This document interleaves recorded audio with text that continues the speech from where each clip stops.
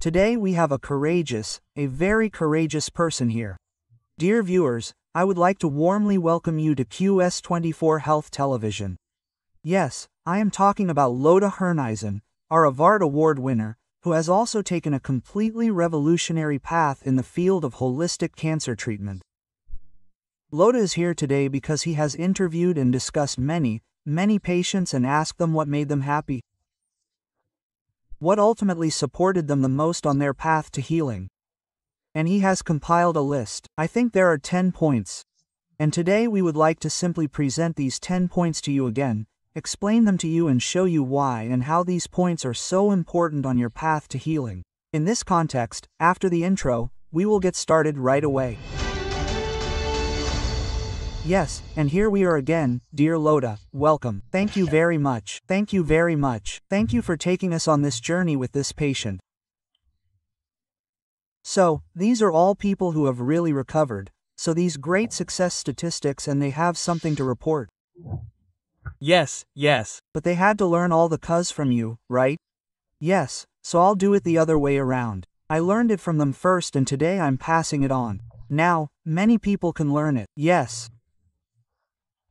But I think I'm a good listener and have interviewed thousands of people to simply see why they recovered.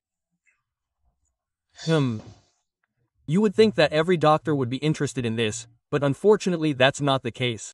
Doctors have a huge problem asking patients if they were seriously ill whether they had recovered. What did you actually do? Behind it is simply the fear that I might have to question what I've been doing for years and do something. Yes, I don't belong to that group, thank God. And I ask these people. Yes, and there are many points, but we can go through the main points. The first point is simply the change. Sympathetic and parasympathetic. Yes, we have two nervous systems. One, like now, we are both in the sympathetic nervous system. When stimulated, there is tension, and the other is the parasympathetic nervous system, relaxation. What many people are simply not aware of is that we have an, let's call it, evolutionary system, where the sympathetic and parasympathetic nervous systems are actually regulated. The fact that it is dark at night, we normally sleep, and during the day, and if you do that your whole life, then you don't have to worry about anything. But most people don't do that their whole life. They don't sleep, 8 hours a day. Those who don't sleep through the night often have physical problems with their heart and head, the famous mental cinema. Exactly. Worry. Worry is one of the biggest killers of all. Yes, by the way, if you ask people who are 100 years old, I know a little bit about it because I'm very interested in the topic. If you ask people who are 100 years old, why did you make it to 100? Then the following sentence always comes up. I didn't worry about things that didn't happen. And when I heard that a long time ago, I also looked at my worries again and again. And it's true, over 90% of the time you worry about things that didn't happen. I know that they could happen, without a doubt, but they just didn't. Yes. And you can learn that from people who are 100 years old. But you can also learn that from people with cancer. Because they start when they're hard. Because the moment has become much more important than long-term planning for the future. You know, that's also so wonderful in my work, when I talk to 90% of my patients who have metastasized, and I don't have to talk to them about politics or the usual barroom conversations, but instead they're always conversations about what's really important in life. Because if you initially think, I'll only live for 6 months at most, then you don't want to talk to anyone about current politics anymore. Then you don't want to get upset over your neighbor's garden fence anymore, but then you really want to think, what am I going to do in the next 6 months? How do I radiate love? How do I receive love? Then you suddenly start to become spiritual, let's call it that, and you think, is there anything after death? You never thought about it before, but believe me, when you have a final diagnosis, then you start to think about it. Yes, and that's just how it is. And this alternation between the sympathetic and parasympathetic nervous systems disappears. And what many people don't know is that the parasympathetic nervous system is responsible for sleep. Some people have already mentioned that, and it's responsible for digestion. I think you've made a few videos, and some people have mentioned that. That's why, from my perspective, It's the most important thing. All the regulatory mechanisms take place in the parasympathetic nervous system. That means that no matter what state of the body, no matter where something needs to be regulated, and that's always the case 24 hours a day, it only happens when you're asleep or when you're completely at rest or when you're happy. Yes, so you can also repair things when you're sitting on a bench reading a book, for example.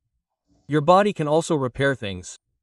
Yes, but you can't repair things when you're sitting on a bench and don't know whether you'll be able to pay your taxes next month. Because now all your energy goes into your cortex and then you can't get your broken knee repaired. Yes, that doesn't work.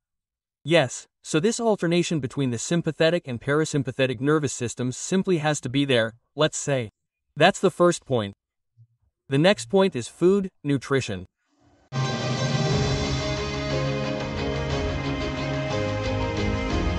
You're looking for videos on a specific topic.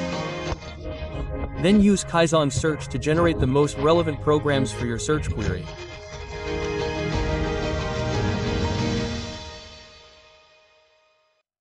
We all know how incredibly important this is. But now I'm going to say something that might surprise some people. But nutrition is only important to a certain extent. If you ask centenarians how they ate, there aren't very many vegans and vegetarians who only went to the health food store and whatnot. Or just do an experiment. Go to a retirement home and have dinner at 5 p.m. and see what the people there eat. It's disastrous. We wouldn't eat that. Yes, because we would say, wait a minute, that would be €1.90 for the entire dinner, because that's roughly how much they budget. Yes. And we don't want to eat what's on our plates. Yes. And yet they're 100. How the hell did they get to 100? Yes, they used to live well, yes, but they've been in a retirement home for 20 or 30 years and have been eating this garbage for 20 years and they've lived to be 100. So that can't be it, can it? I remember we made a video once about how the owner of the inventors of Nutella and I don't know, Helmut and Lottie Schmidt are always the heavy smokers. Yes, how do they actually get to 100? That's it, and then incredibly healthy athletes die at 50. What went wrong there? Yes, you almost have to start smoking when you see Helmut Schmidt on TV. Yes. And my experience with food over the last 25 years, because I've asked every cancer patient, has been very different. Today I would say the following. There are 2 or 3 nutritional therapies. Nutrition and therapy are 2 different things. Yes, there are 2 nutritional therapies. The Oil White Diet by Dr. Johanna Buttwig and the Gerson Diet by Dr. Max Gerson. I would vouch for these 2. Why? Because I have helped many people who have done this and become healthy. And to a certain extent, I would also say raw food. And it is interesting if you look at these 3 therapies, and I emphasize the word therapies, yes, and not diets or anything like that. Yes, if you look at these 3 therapies, then they all have one thing in common, a highly electron-rich diet. In plain English, not processed. With Buttwig, the electrons are taken from the linseed oil, with Gerson from the freshly squeezed juice, and with raw food, logically, the electrons are still there because they have not yet been destroyed. I recently had an interview about exactly that. It's about the second law of thermodynamics, and even Schrödinger said that the most important thing about food is the ordering structures of the food, which are ultimately full of photons. And these photons are the energy sources that give the body the power to regenerate. That's old knowledge, yes, but in nutrition we're still 150 years behind. Photons are often measured in Lu. That stands for light units. Yes, that can be measured. I was there when measurements were taken. They took red baths and made a juice. Yes, and then they measured it and it was, let's say, plus or minus 50,000 light units. Yes, photons actually, yes, electrons, so simply energy, I'll call it energy, yes, there were about 50,000 units of this energy in it.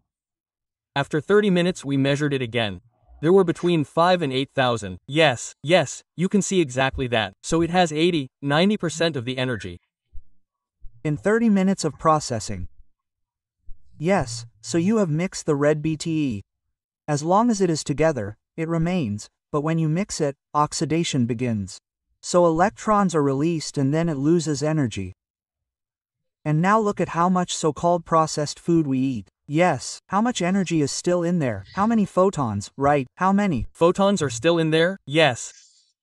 And now you can suddenly understand why Jersen and Butwig and raw food work. Because these are foods, there is still life in them.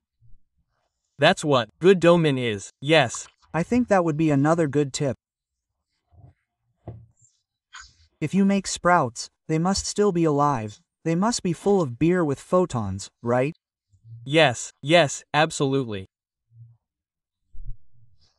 And if I were to give someone advice today on how to eat, especially if they don't have cancer, and many people who aren't currently affected by cancer are watching, I would simply say, make sure you eat as little processed food as possible.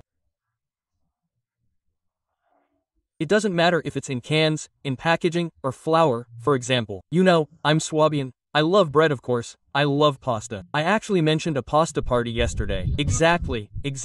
I mean, who doesn't like that? Let's see, who doesn't like that? But you can do it like you do every now and then. You know what I mean, but we Swabians eat bread every day. Yes, but you have to say, flour is pretty much the stuff of death. Everything that's made from flour. And what else is made from flour? Plum pie, apple pie, all the things we like. Yes. And it's not like we shouldn't eat plums anymore. Yes, because in the nursing home we ate plums too. But there has to be a good ratio, and as long as I eat enough electrons, I can also eat things that use up electrons. Yes, that's the second thing. Yes. And I would say about plus or minus roughly 2/3 of all the people I've interviewed who have recovered have eaten an electron-rich diet. Yes, do. You know who used to do that so much? It was the Max Bircher Benner Clinic. Yes, absolutely. And he did decades of research, discredited people, formed people, and God knows what else.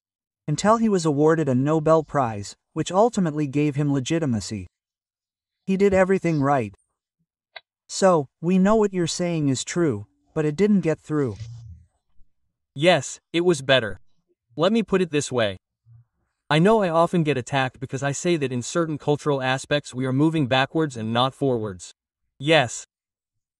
Well, let me put it this way. People used to eat better than they do today.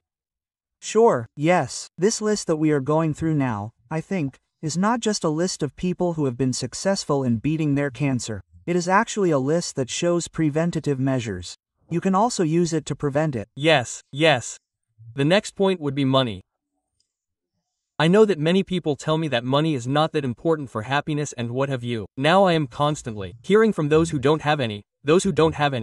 Yes, it is repression, it is denial, yes. There are some studies on being too happy and money. Yes, I will quote from 2 studies. That was interesting. In both studies, there was a minimum and maximum amount of money that you need. Yes, the minimum was always between about 50 and a maximum of 70,000 US dollars. It's almost the same as the euro at the moment. Yes, and yes, the francle is even stronger, but I'll just say euro or francle doesn't matter. So between 50 and 70,000 a year was the minimum that people needed to get through life well. And now comes the interesting part. In one study, the highest was only 130,000, and in the other study it was 160 or 180,000. That means that if you have 500,000, you are no happier than with 200,000. So you don't need billions to go up. It's enough to have, let's just say, 10,000 a month. And if you have 100,000 a month, that doesn't make you happier. Quite the opposite. In one study, it was even interesting to see that if you have millions, you are constantly preoccupied with your money. You know, how do I invest it? Should I invest it in stocks? Should I buy real estate? Yes. And suddenly it showed that if I have a lot of money, I am actually less happy than if I have a little less. That is also interesting, but the much more important number from my point of view is the lower number. Many people do not understand that if they have very little money, they are also constantly preoccupied with the topic of money. My rent, can I have a nice apartment? Can I go on vacation? Can I fly business class glasses once in my life? Can I buy my wife a decent ring for Christmas, and so on and so forth? Yes, that means that those who then say that money is not important are the ones who are much more concerned with money in their thoughts than people who have a little more. Yes, you know it is also a struggle for survival, right? Yes, and then there is something else. I deal with a lot of so-called alternative medicine practitioners, and the health insurance companies are not fans of alternative medicine. They don't pay for it. In Germany, it's even worse than in Switzerland. Homeopathy is now outlawed here. Yes, but in Germany, nutritional advice. Yes, if you want nutritional advice, you have to have diabetes. Yes, if you have cancer, you don't even get nutritional advice. Yes, you don't get acupuncture unless you have a specific back pain. But if you have migraines, you don't get acupuncture either, and so on and so forth. That means that if I have a bit of money, then I can sometimes afford things, and there's something else that comes into play. I don't forbid it, but I tell every cancer patient who has been diagnosed to stop working. Period. Not because I think work is a bad thing. Me, the two of us could also say, well, we work less or don't do anything anymore. No, work is fun, fulfilling, and makes you happy. But I have to be able to choose, and I also have to be able to choose to say, I'm not going to work for 6 months. And you know what's interesting here? Most people who come to me can very well afford not to work for 6 months. And even the people who say, well, I only have 2,000 in my account, and I say, yes, but I still won't work, go to the social welfare office and get 6 months of unemployment benefits or social assistance or citizen's allowance or whatever. You don't need a lot of money for therapy. You need the parasympathetic nervous system, you need a chest, you need thoughts, you need relaxation. None of that costs any money at all. And the little money you do spend is maybe for vitamin C infusions, maybe a dietary supplement, and for organic food. And those are a bit more expensive. Only if I specifically eat less organic food, because I no longer eat all the junk that I used to eat. By the way, beer is not that much more expensive than if you think about how much chips and chocolate cost and I don't know what. If I suddenly cut that out, then I could pay 30% more for my broccoli. Yes, money definitely plays a, let's say, bigger role in being happy than people imagine. Yes. The next thing I've learned is sexuality. I recently read a statistic that between 20 and 25% of all internet traffic goes to pornography. I only mention it because a lot of people always say, yes, sexuality. Yes, yes. Well, I have to admit to my shame today that I have a questionnaire for patients and their sex life wasn't included in the questionnaire. Why? Because you don't talk about it. I was a bit embarrassed myself. I'll admit it honestly. Back then, not anymore, not back then. And the next thing was, yes. Yes, I always thought, yes, patients don't want to talk about it or anything like that. Yes, and then we have patients, without me asking them, we always told them about their sexuality, and then I noticed, Schubbenhonig, you know, that a lot of cancer patients have no sex life at all or a very modest sex life in terms of frequency, psychological jolt. Yes, and that does something to people. That does something to people. And interestingly enough, I also ask people, do you at least cuddle on the sofa and watch a Netflix series or something? No, that doesn't happen anymore either. So with the succumbing to the, let's say, the usual type of sexuality, there's more distance. There is more distance. There's more distance, and this distance is not good for people. We know this from animal research with baby monkeys and so on. Yes, what caressing, what a thing and everything means, but it's not just the sexual act, it's this cuddling with each other, this hugging, this closeness. Yes, closeness is the right word, yes, and in the truest sense of the word, closeness and this separation, that's quite big for cancer patients, and today I always talk to people about it and I always find open doors. People are all happy that I approach them, that I simply ask, is their sex life okay? And if they then say yes, then I don't have to discuss it or anything. I don't believe people either. Tell them it's in their interest that they answer me honestly. Yes, but in my experience, certainly over 80% of cancer patients have a pretty disturbed, sex life. Yeah. That doesn't surprise me at all, you know? Probably. I don't know if that's for cancer, because I don't talk to other people about their sexuality. You can. See exactly when it works, what kind of interrelationship power, what kind of happiness, what kind of energy is released when a relationship works mutually. But as soon as it cools down, yes, I know, frustration. Yes, it's a really, really interesting phenomenon, I would say, with cancer patients, where I've really learned that you have to look at it. Yes. The next thing is physical training. Many cancer patients weren't overweight or anything, yes, but they did relatively little sport in general, and when it comes to sport, it doesn't really matter whether I swim, ride a bike or whatever. Yes, it's much more important that I do something that I enjoy and not, like we briefly talked about yesterday, this topic where everyone was so unhappy. Yeah, I'm always feeling the same way as you yesterday. I see on Jer or Ding and they really have a tormented face. Yeah, that's not what I mean. Or I saw that many cancer patients told me, even when I still had the tumor, I started doing yoga, swimming a bit, cycling, playing tennis. I don't recommend any sports when you have a tumor body, where you need a lot of additional oxygen, yes, with a high pulse and where you start to pant. Yes, because of the hyperacidity and because you have a lot of free radicals, which can also be destructive here. Yes, but sports as a whole, yes, and what I always recommend is strength training, by the way, that's also something, because I didn't deal with 100-year-olds before. So today I would say, everyone from 50 and at the latest 60 upwards should do strength training.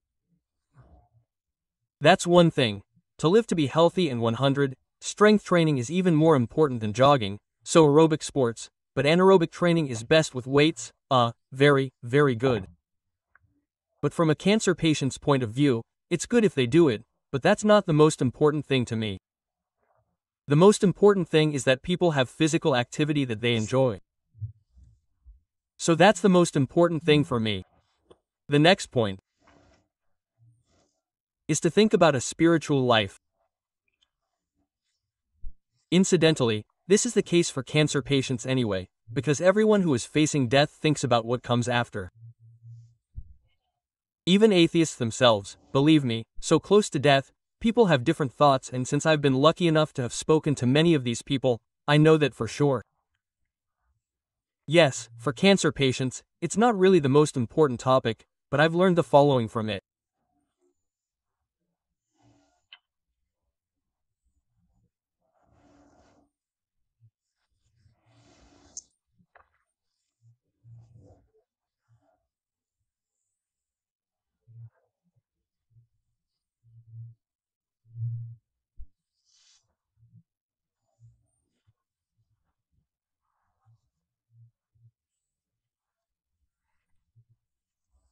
Many people have dealt with this topic because they thought they would die soon, and then they gained strength, power, hope. Was that really it?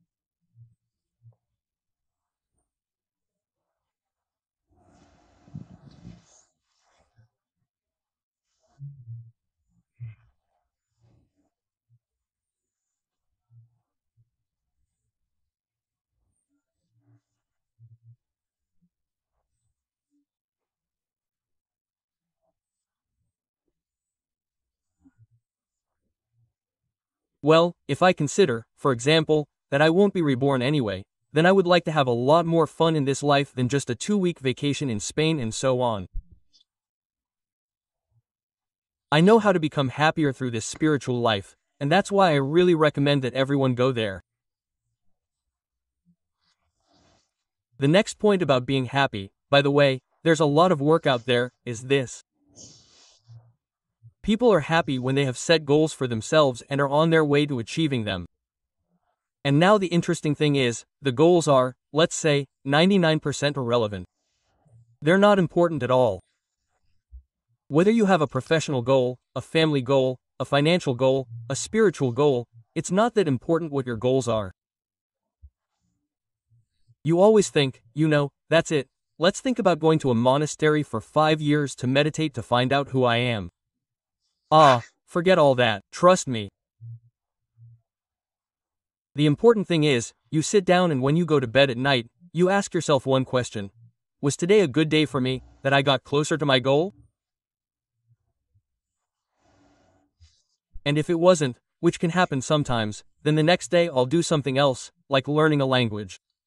For example, I'm currently learning Polish, and it's going to be a never-ending story. Believe me, a never-ending story, but it doesn't matter. But I still go to bed at night and I've really learned today. 80% less Alzheimer's, right? Oh yes, the risk is there when you start learning a new language after 60. Also, fascinating, absolutely. Also, but it could also be that I just want to earn more money now, but if I'm a salesperson somewhere, I hardly have any opportunities for advancement, then I have to think about it. If I have to, I should go into a different profession or another company, or do something else, but I can't complain that I'm exaggerating. In Switzerland it's not possible, but in Germany I earn 1,500 euros, but I would like to lead a life where I need more like 6,000 euros. Yes. Then I have to think about it, and we always call that honesty. There's no point in complaining, there's no point in looking at it funny. I just have to say, okay, the way I'm living at the moment is good, professionally, family-wise and whatever. Is this really how I can be happy? And by the way, that leads to something else good. Some people don't even know that they already have everything they need for happiness. I've often discussed this topic with people and then we suddenly realize that you actually have everything. There are people, quite honestly, who get by pretty well on 1,000 euros a month because the way they live and what they do requires very little money. They have, for example, a farm, those who live with their animals and their own things, who don't even spend 500 euros on themselves a month, and they're happy with that, but what do they often not have? The awareness that they already have everything, and that's why it's good to think about things like that. Yes, I agree with you. By the way, I discovered this sentence for myself about 2 years ago. I suddenly realized that I have everything and don't need anything, and that everything is actually contained in nothing. Yeah, it's not really about material things, It's really about your social environment. That's life. I just had a conversation with my friend. This is the top class. We both noticed that the older we get, the less money we need. Yes. Because we both have dogs, for example, we like going for walks incredibly much, and you won't believe it, I like working in the garden now. 15 years ago I would have said it would never happen to me. Yes, I've been dreaming of working in the garden. And now today I'm going to the garden with my wife. Yes, you just have to look at what you really enjoy doing. Another point that is often forgotten is detoxification. Yes, of course the first principle is always not to poison yourself. Yes, but we can't do it. There are 2 therapies that I would like to mention here, where people would simply do that would be enough. Drinking lactic acid regularly, sauerkraut juice, lactic acid fermented juice, like carrots, red cabbage, something with lactic acid in it. Yes, and in an emergency, you can also get it in drop form, but it's easier to just have sauerkraut juice, red cabbage juice, carrot juice, vegetable juice, something that tastes good to me. Yes. I bought it once, this sauerkraut, right? Yes. It takes a bit of getting used to it first. Yes. But believe me, it gets better with time. I like what I like. I drink it and it's absolutely fine. Yes, but you can also drink vegetable juice with lactic acid. Yes, why? Because this lactic acid goes into the tissue and the acid that's deposited there forms what chemists call remate. It excretes it from the tissue and that's it. And you have another huge advantage. You have more energy. Sure, electron. Because lactic acid is C3H6O3 chemically and lactic acid is a doubling. C6H12O6 is lactic acid and that means 2 molecules of lactic acid or sugar, 2 molecules of lactic acid make up 1 molecule of sugar. That is assembled in the liver. I also have more energy. And the second thing is to simply take a baking soda bath every now and then. Just lie in the bathtub. For me, I know, I can take my iPad with me and watch Netflix or a YouTube video or something, or just listen to music, or just do nothing at all. Yes, and infrared sauna could also work, right? Of course, a sauna too. Yes, it doesn't matter which sauna. I also have a sauna at home, for example. Yes, I love saunas. But let's just say, just make a baking soda bath, throw 100 grams of salt in there, lie in there for half an hour. There are worse things than that, and at least I don't know. Take a baking soda bath every 2 weeks at least, and regularly lactic acid. These two things are enough to positively influence your acid-base balance and your intestinal flora at the same time.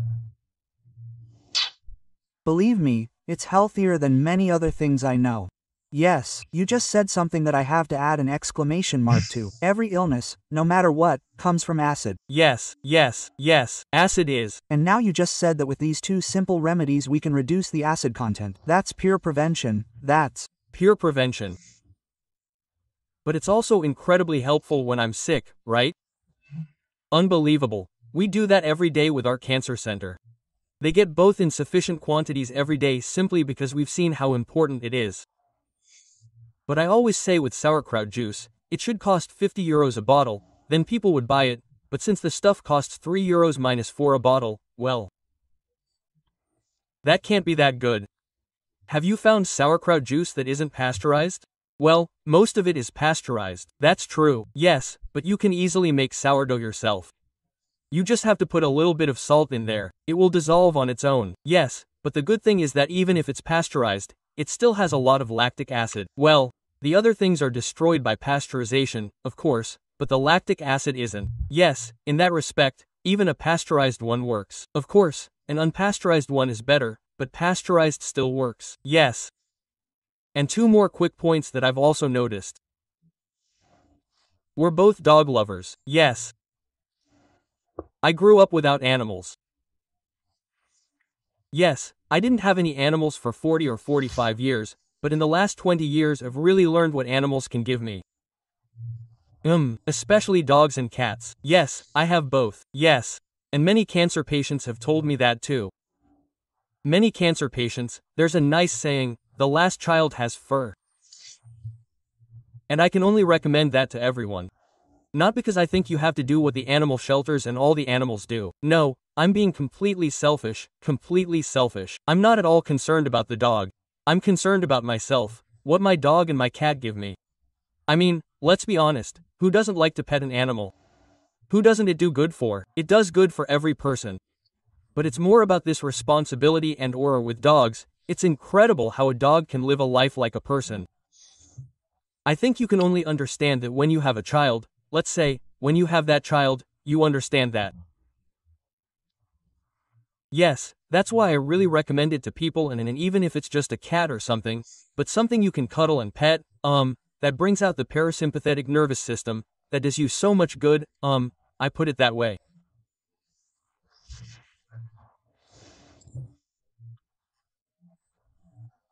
And finally, there are several studies that have shown that people who are more humble, and humble in the sense that they recognize better that what they have is already incredibly fortunate, they live much longer.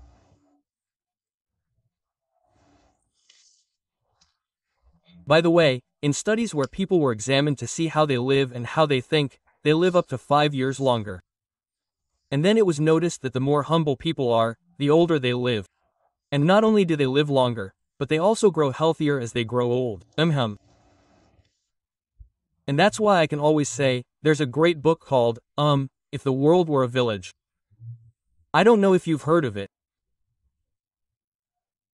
A mathematician who has, what do we have now, 8 billion people, calculated that if the whole world were a village, yes, if you have parents, a house over your head and enough to eat, you would already belong to 10% of the world's population. Yes, crazy, yes. And he broke it all down. Yes, I can tell anyone that you can go online and find out the most important points. You don't even need to buy the book. But everyone should take a look at it for themselves, if the world were a village, just to see how happy we are. And I often end my lectures with this sentence. We should be aware that today we can live another day in paradise. And the two of us, especially you in Switzerland. Yes, Switzerland is perhaps one of the richest countries in the world, but so is Germany. I spent a lot of time in Poland, but I also spent a lot of time in Asia, in poorer countries where there is no social network. Yes, and I see how people in Germany complain, and I see how people in poor countries complain. Yes, and I see how much people laugh in poor countries, and I see how we Germans walk around. So, yes. That's humility. Humility in front of what I have. And that's why I recommend everyone to take a look at their life. Do you have a roof over your head? You're already way ahead. Are you worried that you'll starve? You're already way ahead. Do you perhaps even have parents or children? You're also way ahead. Do you still have friends? And if you also have a job, believe me, you're already way ahead and none of us are aware of them. And that's why you should simply focus on what you have and simply write down 20 things that you have, from your car to your job. And then take a look and then read this little book, If the World Were a Village, and then you'll see.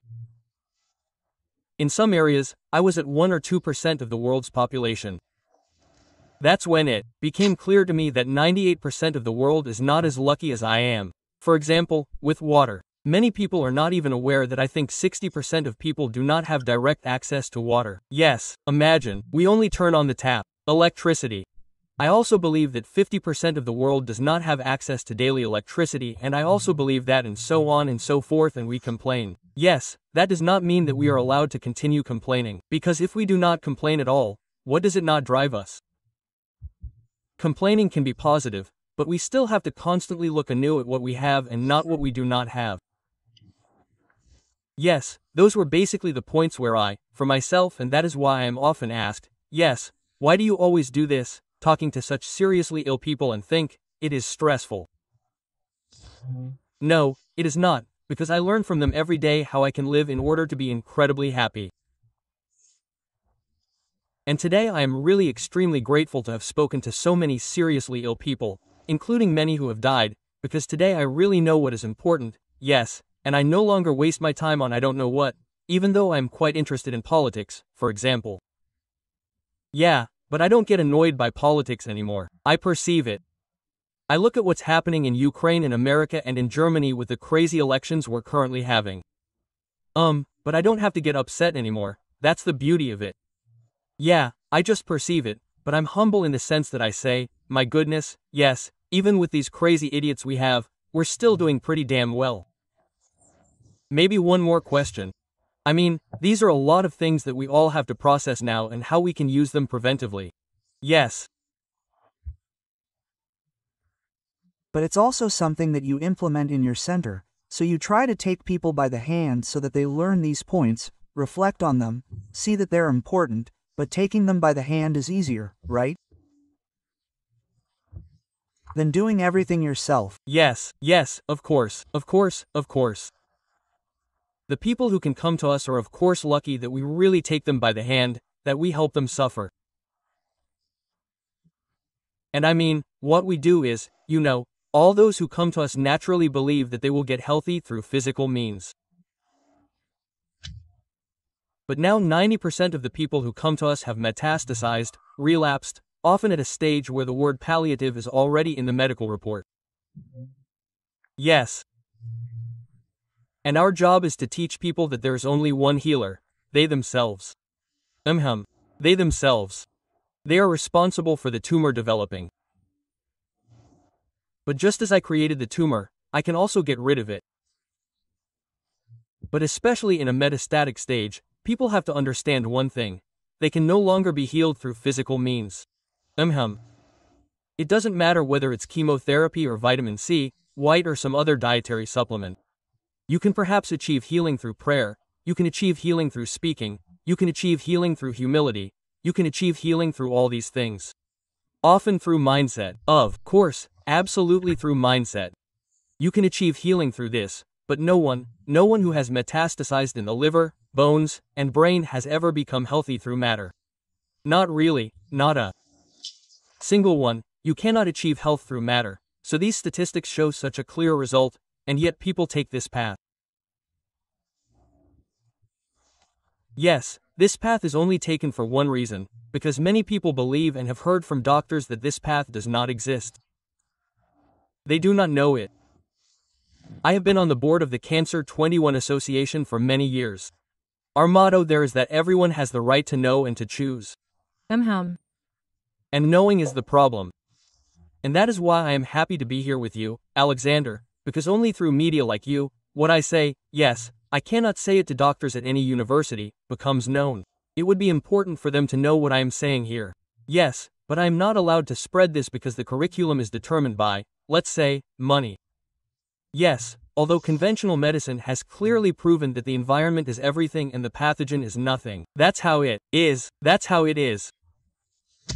Yes, but there is one thing I can really conclude. The points we have just gone through, these 10 points, are the basis of our therapy and our work. It is not easy for me to tell you, Alexander, to eat better, to do some detoxification.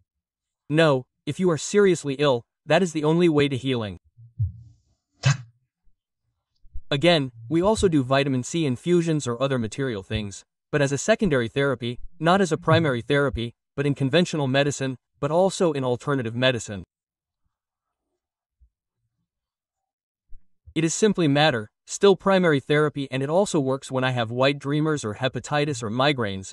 There is a lot that can be done with matter, but I have learned one thing. In a so-called palliative stage, in a metastasis stage, matter is unfortunately no longer of any use. Yes. I would like to thank you very much. I simply find what you are saying so important, and it is simply a shame that the broadcast time has long since been used up by I am overrunning again. Yes, but I don't care. It is simply too important to me, and I hope that this program will also reach the right people. The people who would like to stay healthy, that they have simply absorbed what we have just heard. Because this question is also asked to me again and again, Mr. Glock, what can I do to never get cancer? I don't know who that is, but today we've heard a lot of indications of what we could do right and well to prevent it, and I think that's important, and if a cancer patient has the chance to include this holistic aspect, yes, this knowledge has to be shared. It's just a shame if you don't know that you could also have a chance, a hope, a possibility to build a bridge through this complementary perspective, which far exceeds the scope of reductionism, and that is extremely important. So once again, dear Lot, I like to say again and again, you are a hero, you are a courageous person. Thank you, thank you.